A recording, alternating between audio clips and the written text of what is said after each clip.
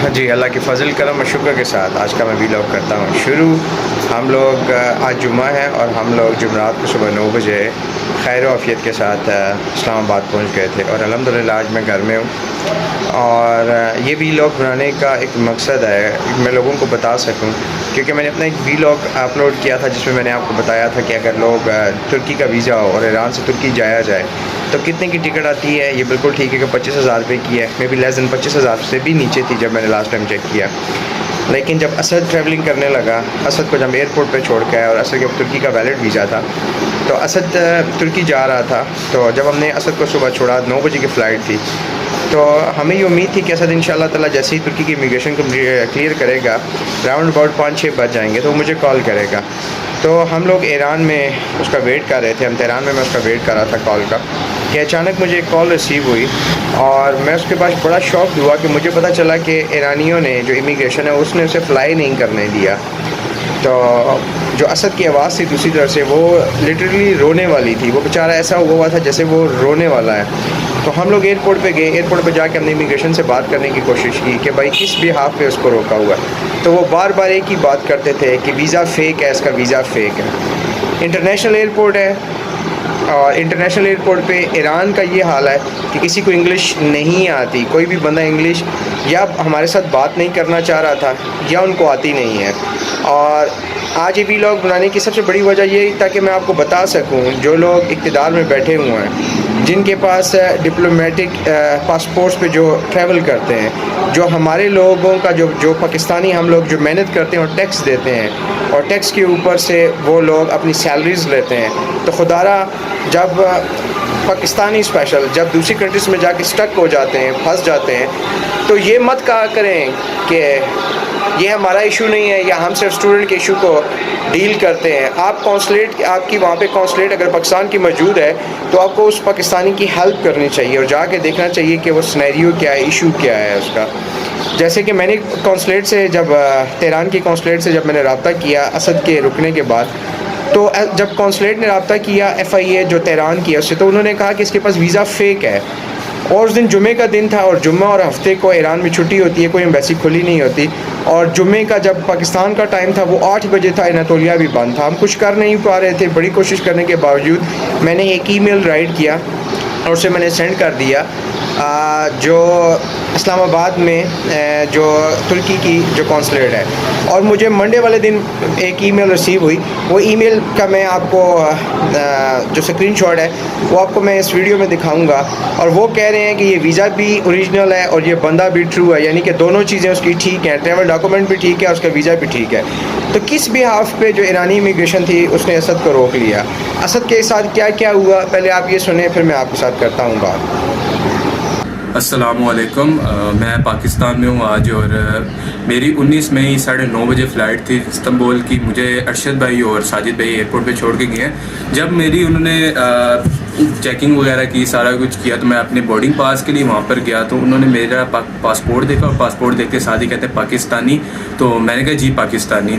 तो ना उन्होंने जो उधर लेडीज़ खड़ी थी तो उसने मेरा पासपोर्ट लेते साथ ही ना जो उनका इंचार्ज था उसके पास ले गई। उसने मेरे पासपोर्ट की पिक्चर्स वगैरह खींची और वीज़े की पिक्चर खींच के ना 5 मिनट मुझे खड़ा कर दिया। खड़ा करने के बाद मैं वहाँ पे खड़ा रहूँ, मैंने सब क्या हुआ है, तो इंग्लिश तो उनको किसी को भी नहीं आती, पूरे एयरपोर्ट पे नहीं आती। तो उसने मुझे ना कहा कि सब्र करो, थोड़ा सा ना वेट करो। तो मैं वहाँ पे वेट करते करते तो उतनी देर में मुझे ना कहता चलाओ मेरे साथ। मैं उसके साथ चला गया तो आगे मुझे उसने ना जो एयरपोर्ट की फोर्स थी ना, उनकी पुलिस थी, उसके हवाले कर दिया।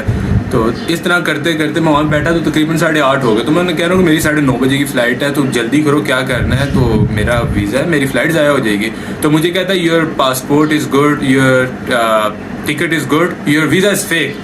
मैंने कहा ये किस्म, मैं आगे से हंस रहा था। मैं कहा ये किस्म पॉसिबल है, मैंने खुद एनातोलिया से खुद रिसीव किया, खुद केस सबमिट करवाया, किसी एजेंट से नहीं लिया, तो ये किस तरह हो सकता है। तो नहीं your visa is fake, your visa is fake, इस तरह मुझे। मैंने कहा आप वेरिफिकेशन करें। तो मुझे क्या करता है, मुझे ना वो एक लहदा नीचे जगह थी उनकी जहाँ पे इंटरनेशनल एयर जितनी भी फ़्लाइट आती थी उनका ना एग्जिस्ट था। तो मुझे वहाँ पे वो ले गया, वहाँ पे लेके जाते साथ मुझे बैठा दिया, मेरे सारी बैग की तलाशी वगैरह ली, में से घड़ी, मोबाइल सब कुछ ले लिया। मुझे उन्होंने 36 घंटे वहाँ पे एयरपोर्ट पे बिठा के रखा है और मुझे सिर्फ 36 घंटों में उन्होंने एक दफ़ा खाना दिया है, ठीक है। उनका एक अफसर आता था, मुझे कहता था खड़े हो जाओ, ठीक है। बैठने भी नहीं वो मुझे दे रहे थे। और ना मुझे पानी पीने देने जा रहे थे, ठीक है, और ना ही उन्होंने मुझे वाशरूम जाने दिया। उधर बीच बीच में वो अफसर जाता था तो मैं उधर बैठ जाता था या पानी पी आता था, नहीं तो वो मुझे इस तरह ट्रीट कर रहे थे जिस तरह मैं बहुत बड़ा क्रिमिनल हूँ और उनके मुल्क में पकड़ा गया। उसके बाद उन्होंने क्या किया कि मेरे सारे पैसे ले लिए, ठीक है, मेरे पास 5,000 लीरा था और $100 थे और 100 यूरो थे मेरे पास। उन्होंने सारे मेरे से लेके रख लिए अपने पास और उन्हीं पैसों में से टिकट करवाई है मुझे, कुछ भी उन्होंने वापस नहीं किए पैसे। टिकट करा के मुझे उन्होंने 20 मई रात को 7 बजे की मेरी फ़्लाइट लोअर की करा के मुझे भेज दिया। ना उन्होंने मुझे डिपोर्ट किया, ना डिपोर्ट की स्टैंप लगाई और ना मुझे कोई पेपर पे साइन कराया, सिंपल टिकट करा के भेज दिया, ठीक है। तो अगर वीज़ा फेक था और कुछ था तो मेरे ऊपर कार्रवाई करते, मुझे डिपोर्ट करते, डिपोर्ट की मोहर लगाते। उन्होंने इस तरह कुछ भी नहीं किया। तो मुझे कुछ समझ नहीं लगी। इतना पाकिस्तानी, मेरे और भी उधर पाकिस्तानी भाई मुझे मिल रहे थे, आते थे, उनको इतना जलील करते थे जिनका पासपोर्ट पाकिस्तान। जी, तो आपने सुना असद की ज़बान से असद के साथ क्या हुआ था। ये वही जान सकता है जिसके साथ गुजरा हुआ हो। एनीवे, जैसे ही मैंने जो अपनी ईमेल थी वो मैंने तुर्की कौंसलेट को जो इस्लामाबाद में सेंड किया, तो मुझे मंडे वाले दिन रिप्लाई आया और रिप्लाई मैंने जो पढ़ा वो मैं आपको स्क्रीनशॉट में बताता हूँ। आपके मेरे स्क्रीन के ऊपर आपको दिखाई देगा कि उन्होंने लिखा कि भाई ये जो वीज़ा है वो भी जेन्युइन है और जो पासपोर्ट है वो भी ट्रू है। इस मीन्स कि ये ट्रैवलर जो है वो जेन्युइन है। तो समझ नहीं आया कि किस बिहाफ पे इमिग्रेशन ने उसे रोक लिया। और जब असद ने उसे कन्विंस करने की कोशिश की कि क्या तुमने कोई इन्वेस्टिगेशन की है, या मैंने जब उनसे इमिग्रेशन से बात की कि क्या तुम इसको जो डिपोर्ट कर रहे हो, क्या तुमने तुर्की जो कौंसलेट ईरान में मौजूद है, क्या तुमने उससे पूछा है कि ये वीज़ा फ़ेक है या ओरिजिनल है, तो उसने मुझसे जो कहा वो मेरे लिए रोंगटे खड़े कर देने वाली बात है। वो कहते हैं कि हमने ये जो इसका पासपोर्ट है वो हमने तुर्की कौंसलेट को सेंड किया है और उन्होंने हमें बताया कि ये तुर्की से डिपोर्ट हुआ है। तो मैंने उसे कहा कि जिस लड़के ने पहली दफ़ा वीज़ा लिया है अनातोलिया से, क्या एम्बेसी जो है अनातोलिया में जो मौजूद जो कौंसलेट इस्लामाबाद में जो मौजूद कौंसलेट है तुर्की का, क्या वो सो रहा है?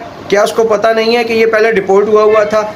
सारा स्नैरियो सच ऐसा है कि जो इमिग्रेशन है जो ईरान की, वो इंतहाई नाकस है। उनके पास कोई एक्सपीरियंस मौजूद नहीं है, उनके पास कोई इंटरप्रेटर मौजूद नहीं है जो इंग्लिश में बात कर सके। और मैं उन लोगों को भी ये इनसे मुखातिब होकर कहना चाहता हूँ, खुदारा ऐसा मत करें, लोगों के दरमियान में नफ़रतें मत फैलाएं, ठीक है। पाकिस्तान जैसे तुर्की के साथ, जैसे मैं तुर्की में था और वो पाकिस्तानियों को बहुत पसंद करता है, वैसे ही हम ईरान से बहुत प्यार करते हैं और ईरान के लोगों को बहुत पसंद करते हैं। मैं ख़ुद ईरान में था। मेरा एक्सपीरियंस कैसा रहा कि मैंने ये देखा कि ईरान के लोग जो मुसलमान हैं, ख़ास तौर पे जो पाकिस्तानी हैं, उनको बहुत लाइक करते हैं। और मैंने जो ऑब्ज़र्व किया ईरानियों के बारे में, ये बहुत डाउन टू अर्थ लोग हैं। लेकिन कहते हैं हर जगह पे अच्छे और बुरे लोग होते हैं।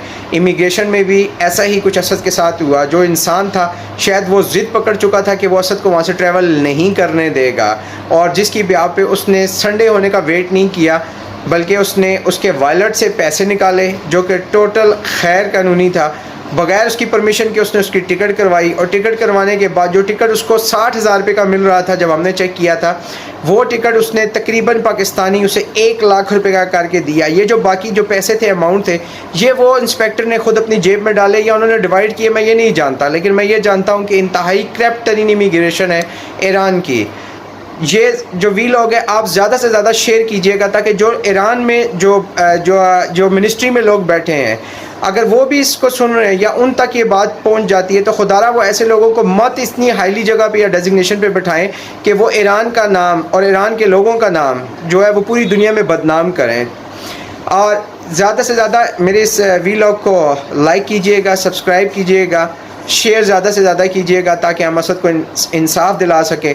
अभी भी मुझे बहुत उम्मीद है अल्लाह ताला के घर से कि इंशाल्लाह सब अल्लाह जो है वो खैर करेगा, और हमें जो पाकिस्तानी कौंसलेट है वो ना उम्मीद नहीं करेगी। जो ईरान में पाकिस्तानी कौंसलेट है वो हमें ना उम्मीद नहीं करेगी। वो जो मैंने उसे प्रूफ दिए हैं वो उसके ऊपर स्टेप लेगी, और उस ऑफिसर को कटहरे में ज़रूर खींच के लाएगी जिसने विदाउट किसी इन्वेस्टिगेशन के असद को पाकिस्तान भेजा। किसी किस्म की असद के पासपोर्ट के ऊपर कोई डिपोर्टेशन की स्टैंप नहीं लगाई गई, क्योंकि डिपोर्टेशन की स्टैंप का कोई जवाज़ ही नहीं बनता था। असद कानूनी तौर पे रह रहा था, उसके पास 1 महीने का वैलिड वीज़ा था ईरान का, और तुर्की जा रहा था, वो भी इसका वीज़ा वैलिड था। ये सारे मैंने जो प्रूफ हैं ये आपको मैंने अपनी स्क्रीन पर दिखा दिए। अब इंसाफ आप कीजिएगा और ये इंसाफ असद को कैसे मिलेगा? जब ये मेरा वीलॉग आप ज़्यादा से ज़्यादा शेयर करेंगे और उन लोगों तक पहुँचेगा जो लोग उसको इंसाफ दिला सकते हैं।